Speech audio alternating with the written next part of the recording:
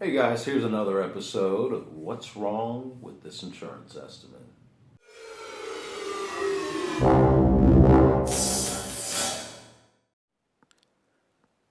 Welcome to episode number 4 of What's Wrong with This Insurance Estimate. I want to start by please asking you to subscribe to our YouTube channel if you haven't already. And please, if you like the episode, please hit the like button and would love to hear your comments. Really love your feedback that we've been getting here lately, and just want to say I appreciate that very much. And I want to start this out by asking you, are you just taking the insurance adjuster's word for it? Is that how you've been running your business? Like, are you doing a lot of volume and you're doing a whole lot of jobs, insurance jobs, and your standard common practice is just to take the insurance adjuster's word for it and just work off of whatever is in their insurance estimate? Now, listen, and maybe you're a guy that you don't do that. You're smarter than that. You've been around for a while. And not to say smarter like the guy that's not doing that's not smart. Maybe I should say inexperienced, more inexperienced. Or maybe you understand the game, and so you're not simply just taking their word for it, and you're asking them to include additional items. And I just think that the devil is in the details. So I think that practicing all of your fundamentals, bringing all the fundamentals of your game plan to the table, making sure that every little thing is documented inside of the Xactimate estimate can go a long way. So, I mean, even if they include additional items that you've asked them for, there's many ways for them to bury uh, hidden costs that aren't there, hidden prevented cost rather. So let's go through this estimate here. It's an Allstate estimate that was written for a homeowner customer of one of our contractor clients. And this is the original Allstate estimate.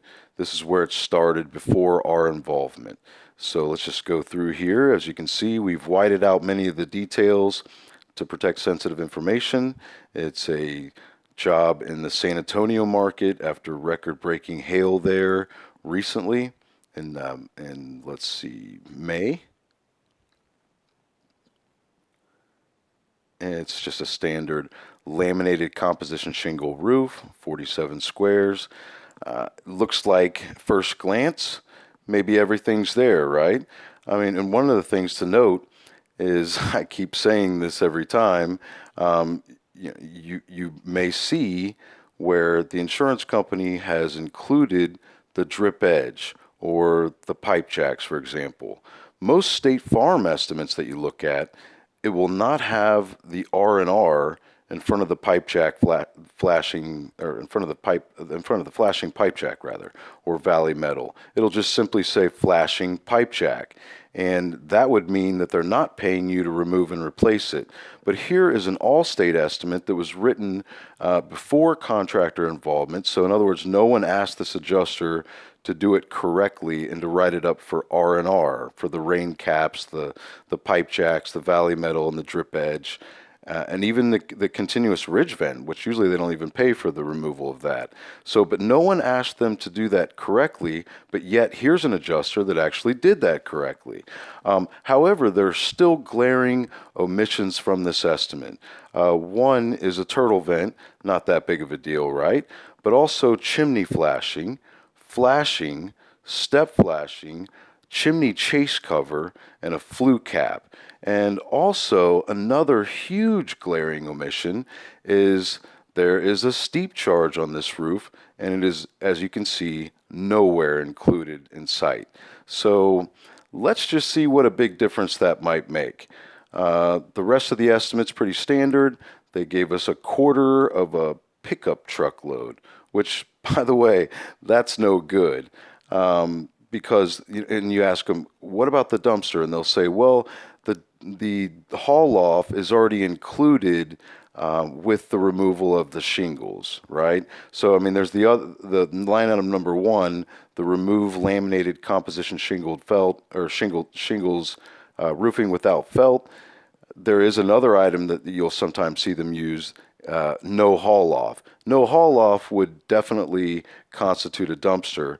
But just keep in mind that, so if you ask for a dumpster, they say, no, that's already included in the tear off. Just keep in mind, it's not really, it's only including the shingles and the felt. And I'll give you, it includes the nails as well. But it does not include anything else in this estimate. So the dumpster does not include the ridge vent, the drip edge, the valley metal, the everything else here. So you do need something to account for that. They seem to think that a quarter of a pickup load could account for that, and maybe it will. So, but you have two window screens here, window labor minimum.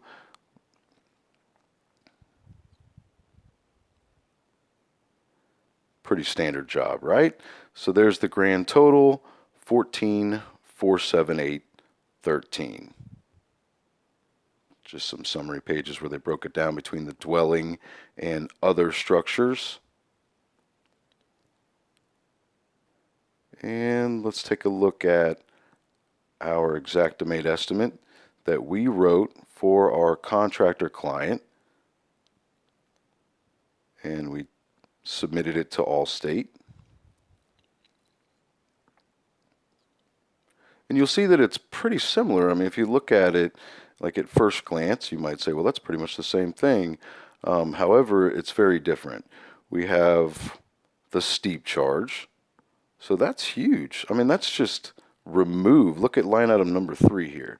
Remove additional charge for steep roof, 44.47 squares, $732. That's just to remove steep charge, which, by the way, even when they do include the steep charge, just double check it every single time and make sure that they've actually included the removal as well. So a lot of times they'll just put the steep charge in there, but they're only accounting for the replacement only.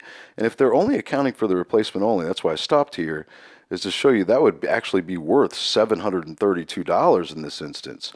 So, I mean, I just looked at a Liberty Mutual estimate this morning where that was the problem. They had high charge and steep charge, and you look at it and you think, yeah, they've got it in there. They included the steep charge and the high charge, but if they don't actually say remove or R&R, then they're only giving you replace only. So they're skipping out on the whole removal portion of it.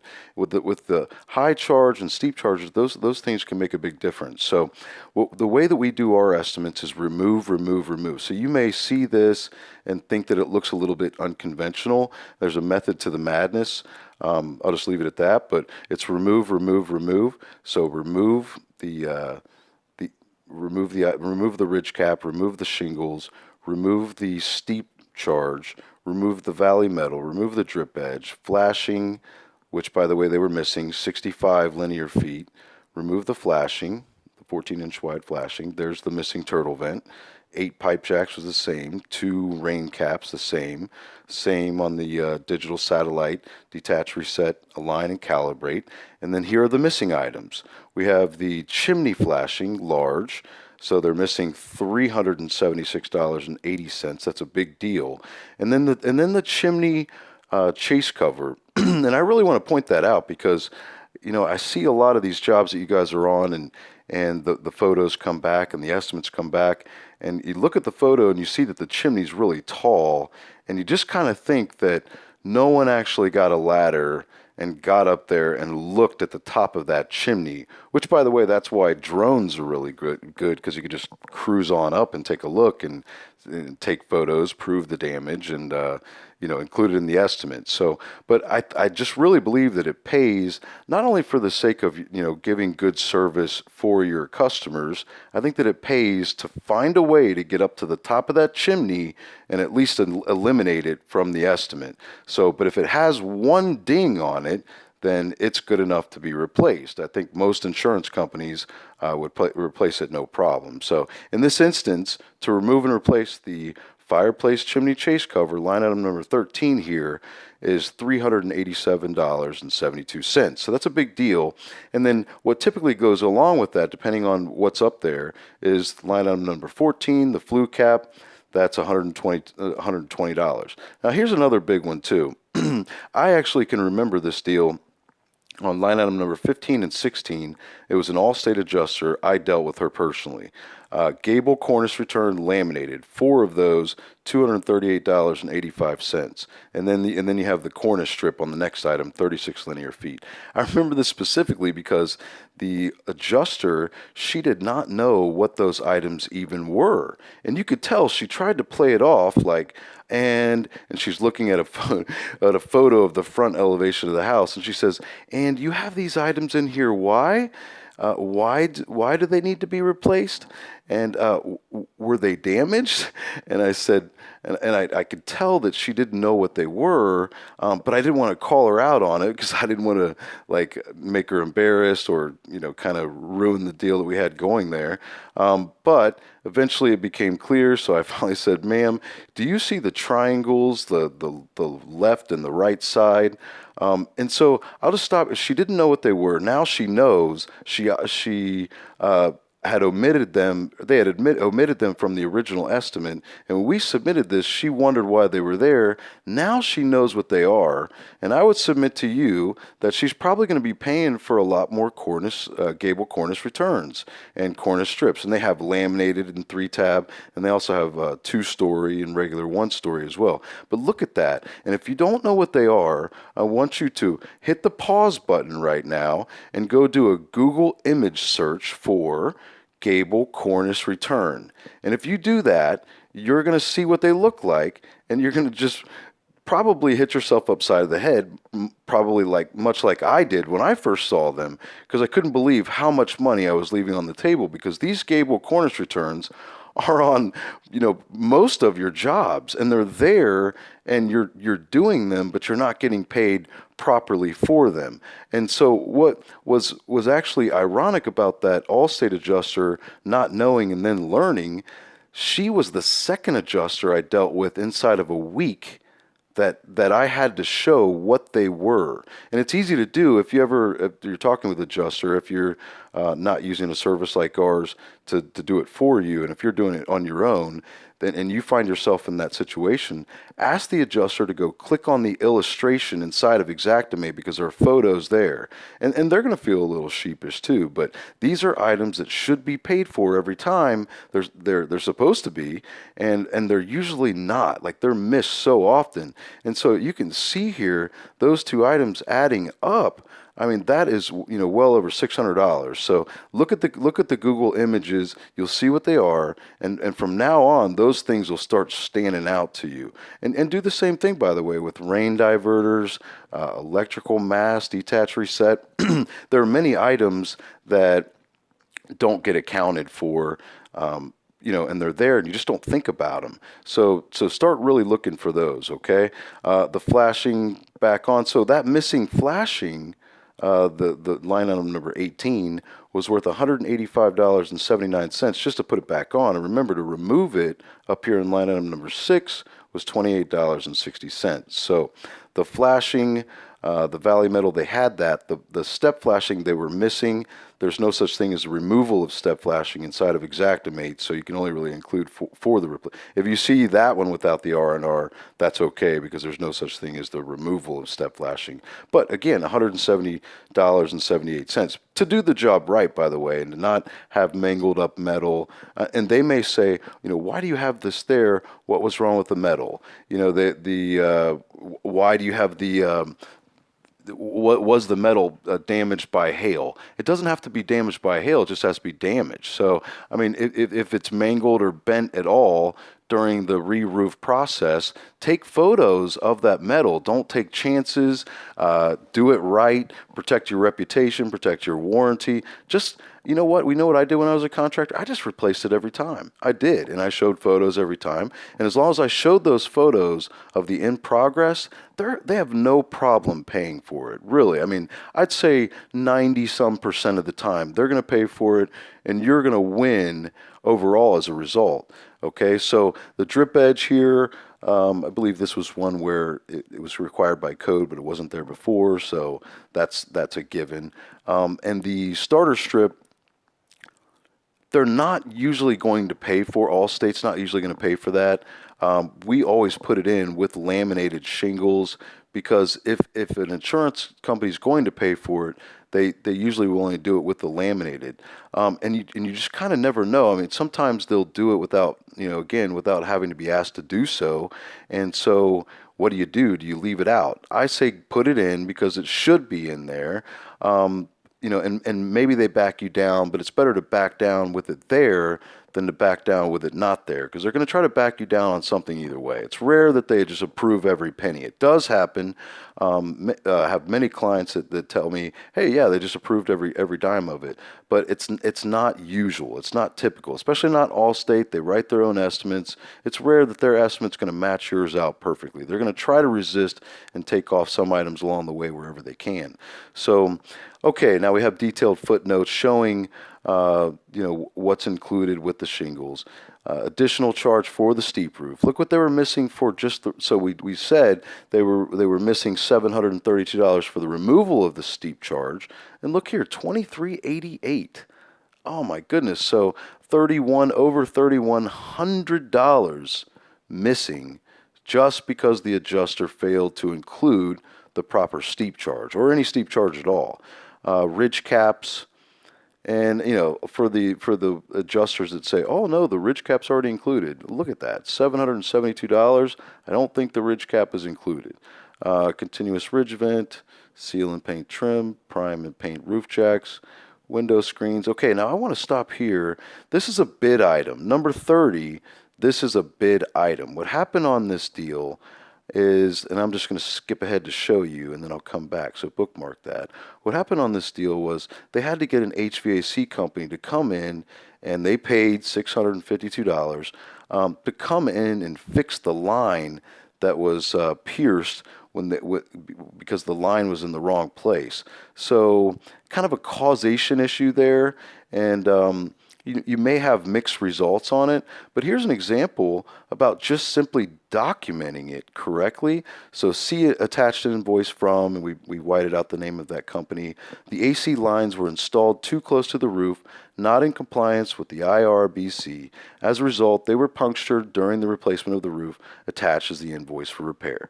I mean, it doesn't have to be that much more detailed than that.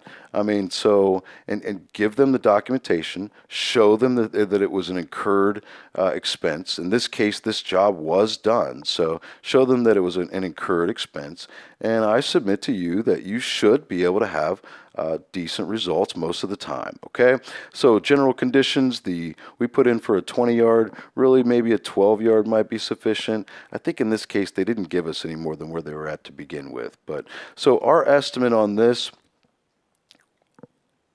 was a total of 24. Just wanted to go to the bottom where we had highlighted. 24,265.06.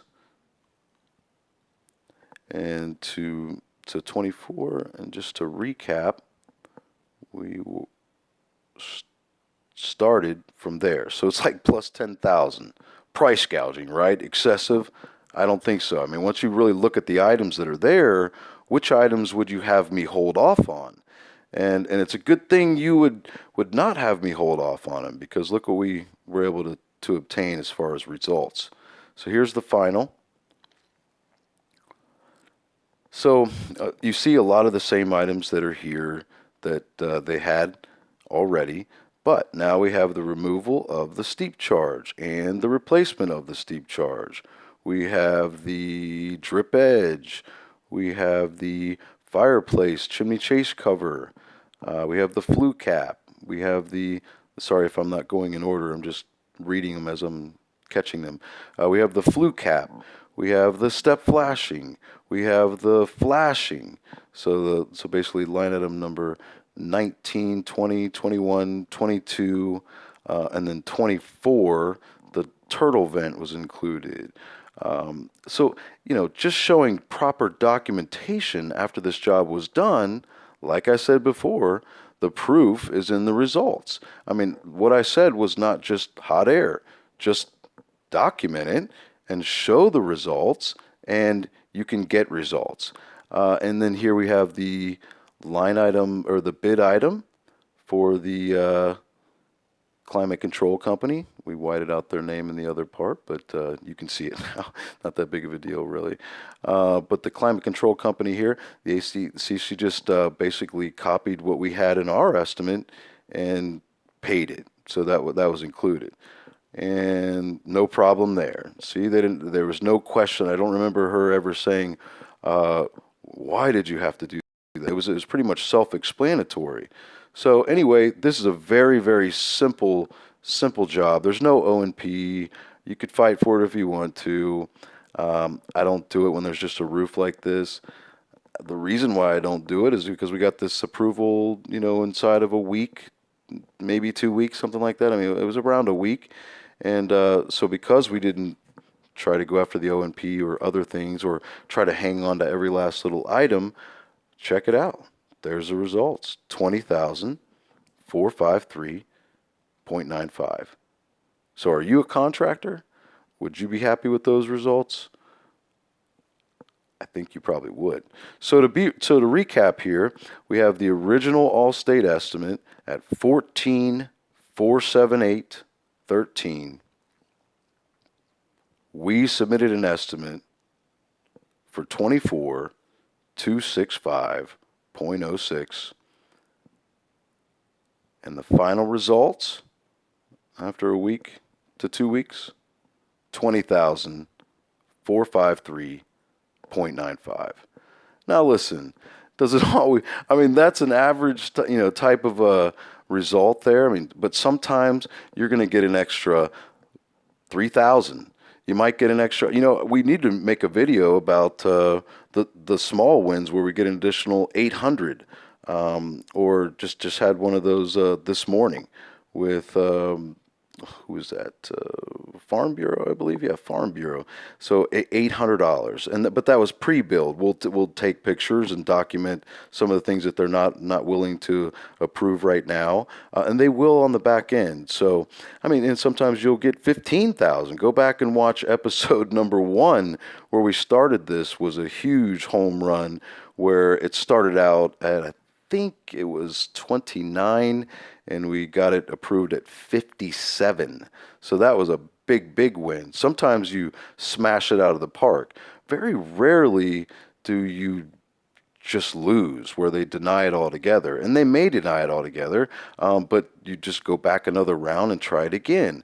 And then, of course, there are other solutions available to you, beyond that, such as appraisals, and there are public adjusters out there that you can link up with your customers that are awesome at what they do. But I'm just saying that there are many steps that you can do on this level before you have to go there. And so I just think that you should try to exhaust those, before you escalate it. Because look, I mean, if you can get this in 1 week or 2 weeks, then that's great, right? And some deals might take 3 to 4 weeks. Pardon me. Some insurance companies take much longer than others. Some Allstate claims might take 3 weeks, where this one might have. I think this one was closer to 1. So, there's every deal is different. Every insurance company is different. Every insurance adjuster inside of that insurance company is different. So, but anyway, I'll leave it there. Thank you so much for your interest and your feedback. Again, please hit the like button if you found this useful whatsoever. Please subscribe to our YouTube channel, because we're just going to keep pumping this out. And we just really appreciate your attention and your willingness to learn and sharpen your skills. It means a lot to us as well. So we want to do whatever we can to help you. Please contact me directly. Contact us if you need just free advice about something. If you have a scenario, a lot of times I have guys that just kind of drop out of the blue, and they just ask if we can analyze an insurance estimate for them, and we do it, and they never even talk about hiring our company, to do it for them at overheadandprofit.com. They just don't. It never even comes up, and so we're okay with that. Really, it's just planting seeds, helping along the way, trying to change folks, trying to change lives, trying to help people change their businesses, which in turn changes their lives and their families' lives. And honestly, we're on a mission to just give, help, serve, and just try to do it without any kind of an agenda in place. And that's what this is about. That's what this YouTube channel is about. Again, I thank you so much. Hope you're having an awesome week. Keep on killing it out there. Keep winning. Keep working hard. Keep learning. Keep getting better. Adapt, adjust, always.